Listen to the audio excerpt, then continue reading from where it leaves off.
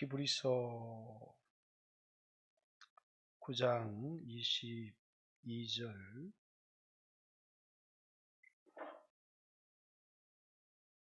또 히브리서 10장 4절,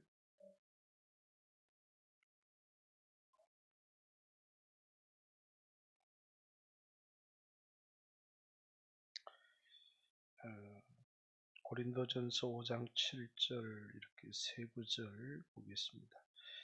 히브리서 9장 22절, 율법을 따라 거의 모든 물건이 피로써 정결하게 되나니 피 흘림이 없은즉 사함이 없느니라. 히브리서 10장 4절, 이는 황소와 염소의 피가 능히 죄를 없이 하지 못함이라. 고린도전서 5장 7절, 너희는 누룩 없는 자인데 새 덩어리가 되기 위하여 묵은 누룩을 내버리라. 우리의 유월절 양 곧 그리스도께서 희생되셨느니라. 아멘. 할렐루야. 네, 옆 사람하고 잘 오셨습니다. 인사 한번 나누겠습니다.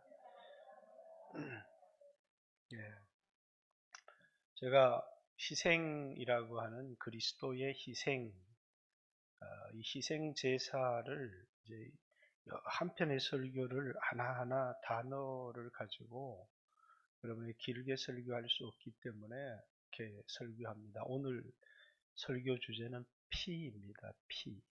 그래서 목사님 피 얘기하는구나. 잘 들으셔야 되고 잊으시면 안 됩니다. 어제 뭐 얘기했어요? 대속물, 그죠? 세 구절을 가지고 대속물 얘기했습니다. 우리가 얼마나 변화됐느냐가 중요한 게 아니라 대속물 자체가 가치가 있다는 거예요. 어린아이가 돈을 들고 가도 물건을 준다는 거예요. 예수의 그 몸이 우리의 대속물이 되었기 때문에 우리가 예수 그리스도의 희생에 합당한 삶을 살아간다는 것은 내 자신이 변화되는 것도 중요하지만 1차적으로 그의 희생의 가치를 인정하는 데 있다라는 얘기를 어제 드린 거고, 오늘은 피 얘기를 할 텐데 이 피 흘림이 없이는 삶이 없다라는 말씀과, 그러면 황소와 어린 양의 피가 우리의 죄를 속할 수 있느냐? 그게 우리의 죄를 속하지 못한다는 얘기와, 유월절 어린 양이신 예수 그리스도께서 희생되셨다, 이 세 구절의 말씀을 읽었는데 이 피 얘기를 제일 중요한 얘기가 한 구절이 되어 있습니다. 그런데 그걸 한번 읽어보고, 레위기 17장 11절 말씀입니다. 자, 육체의 생명은 피에 있음이라. 내가 이 피를 너희에게 주어 제단에 뿌려 너희 생명을 위하여 속죄하게 하였나니 생명이 피에 있으므로 피가 죄를 속하느니라. 다시 말해서 하나님은 피가 생명이다.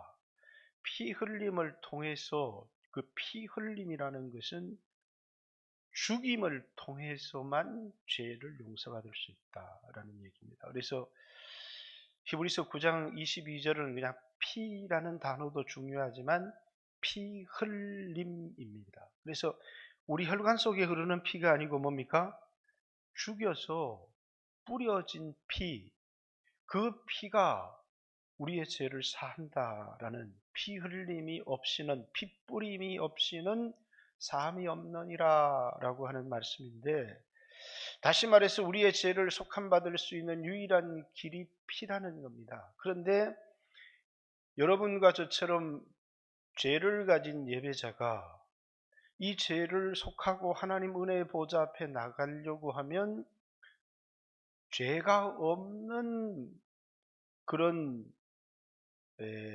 대속물의 피를, 그래서 내가 받아야 될 그런 죄의 형벌을, 그러니까 나는 죄를 가진 예배자인데 이 예배자가 죄를 속함을 얻고 하나님 은혜 보좌 앞에 나가기 위해서는 죄가 없는 다른 그 대속물의 피를 흘려야 내 죄가 속하여질 수 있다라는 것입니다.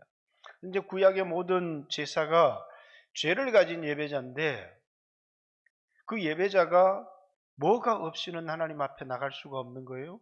핏뿌림이 없이는. 그런데 그 핏뿌리는 대상이 흠이 있거나 죄가 있는 대상이 되면 안 되고 죄 없는 깨끗한 어린 양의 피를 가지고 하나님 앞에 대신해서 피를 뿌려야 내가 하나님 앞에 나갈 수 있는데 구약의 이런 황소나 염소의 피는 우리의 죄를 사할 수 있는 것이 아니라 예수 그리스도의 피에 그냥 모형이었다라는 얘기를 히브리서 10장 4절에 얘기하고 있는 겁니다. 여러분이 잘 아는 내용인데 여러분이 꼭 귀를 기울여야 될 게 있어요. 그러면 내 죄를 어떻게 나를 대신해서 피 흘릴 그 짐승에게 죄를 전가하느냐? 그게 뭡니까? 구약에서는 안수였습니다. 안수하고 내가 지은 죄를 잃는 거예요. 두루마리 잃듯이. 또 이스라엘 백성들의 죄를 이제 잃는 겁니다. 그걸 통해서 뭐라고요? 내 죄가 짐승에게 전가되고 죄에 대한 책임을 예배자에게 묻는 것이 아니라 예배자가 가지고 온 제물에 죄에 대한 책임을 묻고 피를 흘림을 통해서 또 그 피를 제단에 뿌림을 통해서 내 죄가 속하여진다라는 이야기를 하고 있는 것입니다. 그럼 여러분은 여러분의 죄를 예수님 믿습니다. 그러면서 내 죄가 예수님께로 전가되어지는 것인데 그래서 예수님이 여러분과 저의 죄를 담당하셨다 이렇게 얘기합니다. 우리는 양 같아서 그릇 행하여 각기 제 길로 가거늘 여호와께서 우리 무리의 죄악을 그에게 담당시키셨다. 이사야서 55장에 보면 그 시대 사람들이 그 예수님이 우리의 죄, 하나님의 백성의 죄를 위하여 피를 뿌렸다는 것을 누가 그 시대 사람들이 알 수 있었겠느냐. 그러나 그의 피뿌림은 죄가 없는 분이시지만 여러분과 저의 죄를 담당하는 피뿌림이었다. 그런데 여러분들이 하나님 앞에 나가서 죄를 짓고 해결을 하는데 한 번 지었을 때는 첫 번째니까 용서해 줄 거다. 근데 그게 100번, 1000번이 되면 뭐라고요? 여러분들이 여러분의 죄사함에 대한 확신을 갖지를 못해요. 왜 확신을 갖지 못해요? 회개라고 하는 회개가 뭐냐면 죄를 고백하는 거예요. 그 회개라고 하는 그 행위 자체는 뭐냐면 내가 담당해야 될 죄를 대속물에게 전가시키는 행위가 회개입니다. 그러니까 그냥 안수하고 죄를 읽었던 것처럼 오늘 우리들에게 예수님이 내 죄를 담당하는데 예수님께 내 죄를 고백하는 겁니다. 나는 죄인입니다. 나는 이런 죄를 지었습니다. 라고 고백하는 그 순간에 나는 이 죄에 대한 어떤 책임도 지지 않는다는 사실을 그래도 한두 번이나 해야지. 그러면 안 된다는 거예요. 회개는 뭘로 하는 거라고요? 회개는 믿음으로 하는 거예요. 믿음으로 회개한다는 것은 내 죄를 대속물에게 전가시킬 때 내가 내 죄를 고백하는 그 순간에 하나님은 내가 지은 죄에 대한 책임을 절대로 나에게 묻지 않으신다라는 믿음. 왜? 나에게 뭐가 있기 때문에요? 대속물이 있잖아요. 피 뿌리는 대속물이 있다 그 말이에요. 그래서 예수님이 피 흘리셨다는 거예요. 그 예수의 피가 왜 우리에게 능력이 되느냐면 나는 수천 수만 번의 죄를 지었어도 죄를 고백하는데 그것이 내가 이 죄에 대한 책임을 지지 않아도 된다는 생각을 가지는 게 아니라 사람들은 회개의 첫 번째 의미를 내 삶이 바뀌는 거라고 자꾸 생각을 해요. 내가 바뀌어야지 도덕적인 사람으로. 그러면서 한 번, 두 번은 자꾸 뭐냐면 중점을 어디에 두느냐면 다시는 내 중점을 둬요. 내 행위의 변화에. 여러분 다시는 죄짓지 않겠습니다. 그런다고 다시는 죄짓지 않을 능력이 여러분에게 있습니다. 다시는 담배 안 피울게요. 다시는 술 먹지 않겠습니다. 다시는 음행한 생각을 하지 않겠습니다. 여러분 그렇게 할 수 있나요? 그냥 내가 이런 사람이 되겠습니다. 그런 사람이 되면 좋지만 죄의 전가는 내가 그런 사람이 되겠다는 전제를 가지고 용서해 주세요라고 말하는 것이 전혀 아니라는 거예요. 그 용서는 뭐냐면 대속물이 없이 그냥 내가 좋은 사람 될 테니까 이번만 용서해 주세요. 그게 회개라고 생각해요. 많은 사람들의 회개의 개념이 이렇게 회개의 개념이 잡혔으니까 하나님 앞에 회개하고 기도를 하고도 시원하지가 않아요. 그런데 짐승에게 죄를 전가하고 피를 뿌렸어요. 그럼 뭡니까? 내 죄는 사라진 거예요. 그걸 믿고 하나님 앞에 나가는 것이지, 하나님은 더 이상 내가 고백한 죄에 대한 어떤 책임도 나에게 묻지 않는다는 거예요. 왜? 죄책이 나에게 죄에 대한 책임을 물어야 되는데, 이 피는, 피 흘림이라고 하는 것은 죄에 대한 책임이 내게 돌아와야 될 죄의 책임을 뭐라고요? 이제 구약에는 짐승에게, 그래서 이제 짐승에게 안수한 겁니다. 이제 네가 담당해라. 그리고 이제 6월절 어린 양을 잡을 때 4일 5일 전에 4일 전에 그 양을 5일 전에 택하여서 집에 들어가요. 왜? 4일 동안 그 양을 흠이 있는지를 살피는 거죠. 왜? 흠이 있으면 내 죄를 담당할 대속물이 되지를 못하는 거예요. 그래서 예수님은 죄 없으신 하나님의 어린 양이에요. 흠없고 죄 없는 하나님의 어린 양이라고 하는 것은 그분에게 어떤 죄도 존재하지 않는다는 거예요.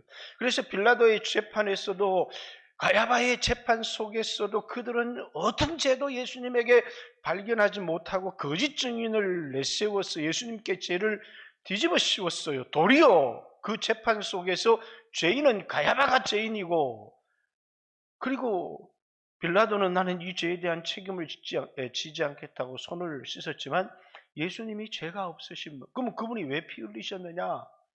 우리 생각할 때 정치적으로 더럽게 재수가 없어서 피 흘렸다. 세상 사람들이 그렇게 생각한다는 겁니다. 그런데 오늘 여러분과 저 같은 그리스도인들은 그분이 내 죄를 담당하신 것이라는 거예요. 그 담당은 어떻게 이루어지는 거냐? 죄의 고백을 통하여, 죄의 전가, 그리고 피 흘림을 통하여 하나님이 더 이상 내게 어떤 죄도 묻지 않으신다는 거예요. 그러니까 회개는 뭡니까? 믿음이 없이는 못 믿는 거예요. 내가 내 죄를 그냥 다시는 하지 않겠습니다. 성경 어디 회개도 그런 얘기는 하나도 없어요. 나는 죄인입니다. 베드로도 예수님 앞에 나는 죄인입니다. 나를 떠나소서. 그 고백을 통해서 베드로의 모든 죄는 예수님께 전가되는 겁니다. 죄의 고백을 통해서 내가 담당해야 될 죄의 그 형벌이 대속물에게 전가됨을 통해서 그 대속물이 흘리신 피가 나의 피를 대신하는 것이고, 그 피가 나를 깨끗하게 한다라는 얘기는, 나를 정결하게 한다는 얘기는 다시는 죄짓지 않게 한다는 이야기가 아니고, 나에게 어떤 죄에 대한 책임도 하나님이 묻지 않으신다는 거예요. 나에게 죄책이 사라진다는 거. 이게 뭐라고요? 구약에 드렸던 제사의 기본적인 정신이라는 겁니다. 근데 오늘날 많은 사람들이 회개합니다. 근데 회개하는데 다시는 죄짓지 않겠습니다. 이번만 용서해 주십시오. 그런데 회개하는데 여러분 잘 알아요. 처음에는 마음에 결단이 있었거든요. 정말 이렇게 죄책이 무겁고 힘들고 마음에 평안이 없고, 그래서 내가 이 죄를 짓고 살고 고통을 당하느니 다시는 죄 짓지 않고 죄를 포기해야 되겠다. 그러면서 죄를 토설해내고, 그때는 다시는 죄를 짓지 아니할 각오를 가지고 회개를 했어요. 나 10년쯤 신앙생활 하니까 오늘 내 회개가 의미가 없다는 걸 알아요. 왜? 죄를 회개해도 또 짓고 회개해도 또 짓고 회개해도 또 짓고, 그리고 변화되지 않는 내 삶이 하나님과 내 사이를 가로막아서 나를 하나님 앞에 나가지 못하는 진정한 예배자가 되지 못하게 만드는 거라는 거예요. 그건 모든 회개가 뭐냐면 대속물, 피 흘림에 의지하는 게 아니라, 회개가 뭐에 의지하고 있어요? 내 행위의 변화에 의지하고 있고 내 마음의 각오에 의지하고 있고 어떤 날은 눈물이 뚝뚝뚝뚝 떨어지면 속이 또 다 시원해져요. 왜? 눈물에 의지하고 있고 그건 대속물이 없는 제사죠. 주님 내가 다시는 안 그럴 테니까 이번만 용서해 주십시오. 성경에는 그런 제사는 없어요. 그건 여러분이 여러분의 부모님이나 다른 사람들에게 이번만 날 믿어주십시오 하는 회개지 한 가지 죄가 있어도 그 죄에 대한 책임은 반드시 물어요. 근데 뭐가 없이는요. 대속물에게 죄를 전가하고 그 대속물의 피 흘림이 없이는 우리에게 어떤 제사함도 없다는 거예요. 그럼 여러분 오늘 여러분들이 대속물을 의지했는가? 예수 그리스도의 희생이 왜 그렇게 고귀하냐면 이것이 여러분과 저로 하나님 앞에 나가게 할 뿐만 아니라 어떤 죄책도 물론 마음에는 내가 예수 믿고 이렇게 살아도 되느냐 하는 죄책이 있지만 그 마음의 죄책과는 전혀 상관이 없이 여러분들이 여러분의 죄를 고백하기만 하면 하나님은 여러분에게 어떤 죄도 묻지 않으신다. 왜? 우리에게 하나님이 죄를 물으려고 할 때마다 뭐 예수님이 갚았는데 예수님이 갚지 않았습니까? 왜? 내가 죄를 고백하는 것마다 예수님이 다 갚았는데 예수님이 형벌을 받았는데 내가 지은 죄에 대해서 내가 2번, 3번 형벌을 받아야 됩니까? 예수님이 대신 형벌을 받지 않으셨어요. 그것이 뭐냐면 전가라고 하는 거예요. 회개라고 하는 거. 그래서 회개는 뭘로 하는 겁니까? 내 느낌으로 내 감정으로 하는 게 아니에요. 믿음으로 하는 거예요. 내가 고백하면 내 고백한 죄에 대해서 하나님은 어떤 책임도 나에게 묻지 않으신다. 그리고 구약의 황소와 염소의 피를 통해서 그에게 죄를 전가시켰는데 그 황소와 그 염소의 피가 우리의 죄를 속하기에 부족하다는 겁니다. 그건 하나의 예표였고 이제 황소와 염소를 대표하는 6월절의 어린 양 대신 그리스도라고 고린도 전서 5장 7절에 얘기하는 겁니다.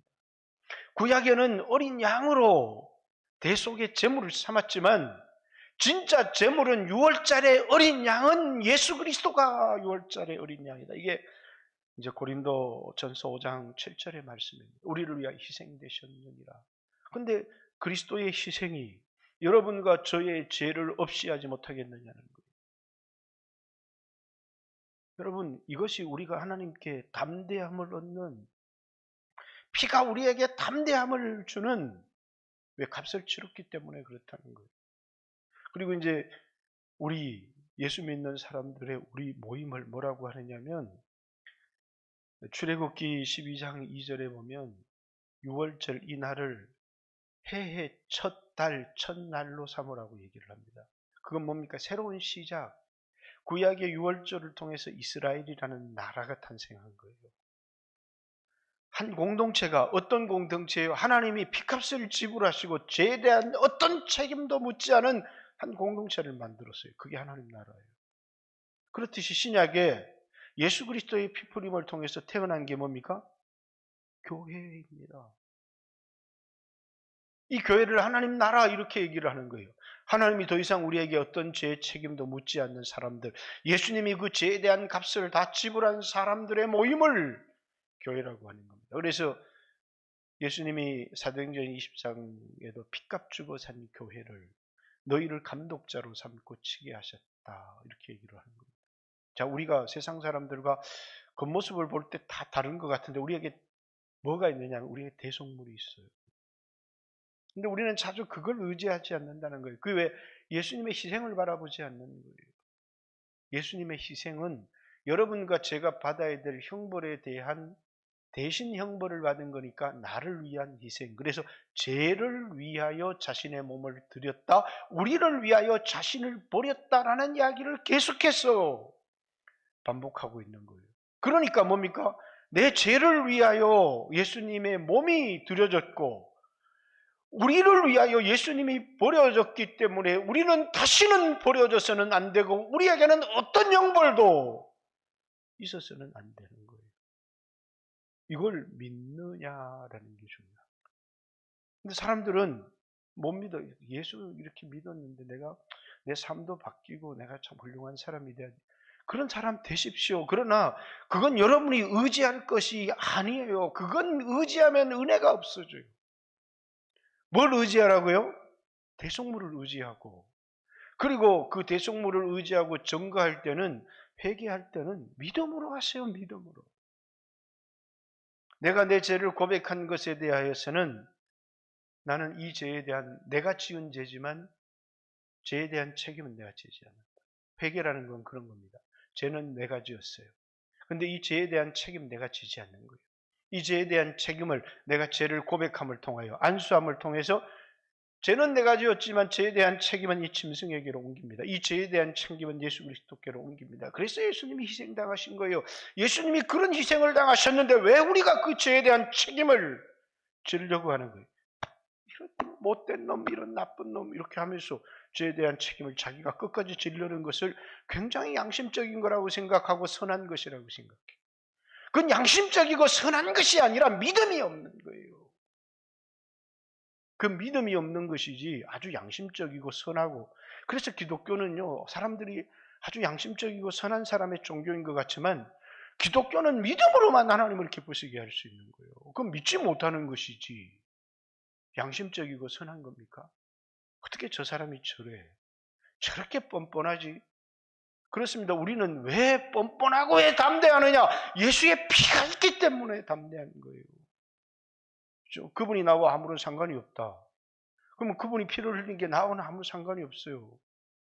근데 내가 1,000억을 빚을 졌는데 아무 상관이 없는 사람이 뭐 1,000억을 갚는 거는 나를 위해 갚은 게 아닐 수 있지만, 내 아버지가 갚았으면 그건 내가 갚은 거예요. 나 갚았습니다. 예수님이 대신 갚았을 뿐이지. 나는 그 죄에 대한 책임이 없습니다. 나는 빚에 대한 책임이 없습니다. 그러기 때문에 나는 담대합니다. 나는 하나님의 백성입니다. 나는 복을 받아야 됩니다. 라는 게 뭐예요? 대속물을 의지하는 신앙이에요. 그리고 하나님 앞에 나가서 요구하는 거예요. 나에게 은혜를 베풀어 주세요. 나에게는 은혜를 받을 자격이 있습니다. 그게 회개한 사람의 담대함이에요. 끝없이 피를 의지함으로 담대히 하나님의 은혜 보좌 앞에 나가라고 해도 사람들이 담대함을 가지지를 못하는 거예요. 끊임없이 자기 행위를 바라보기 때문에. 우리 행위가 바뀌지 않아도 된다는 설교로 오해하면 안 돼요.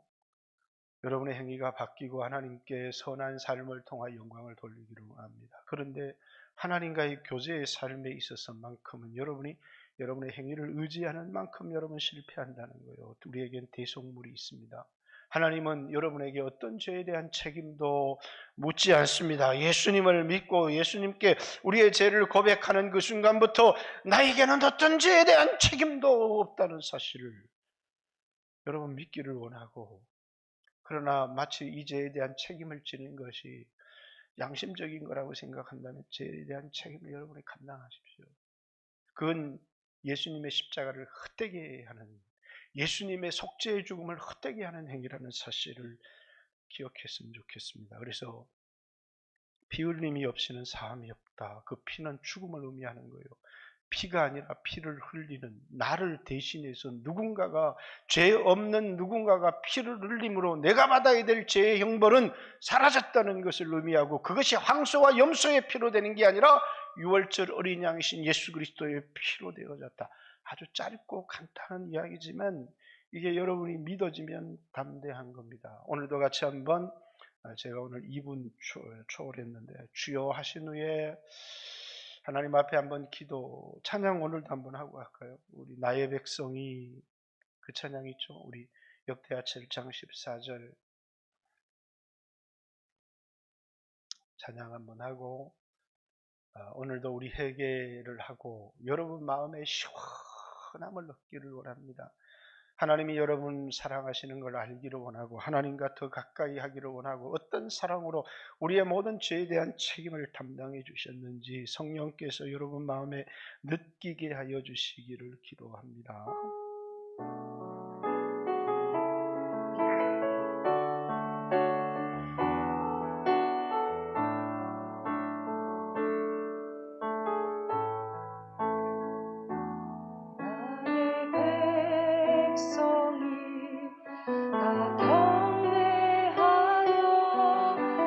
내게 기도하라.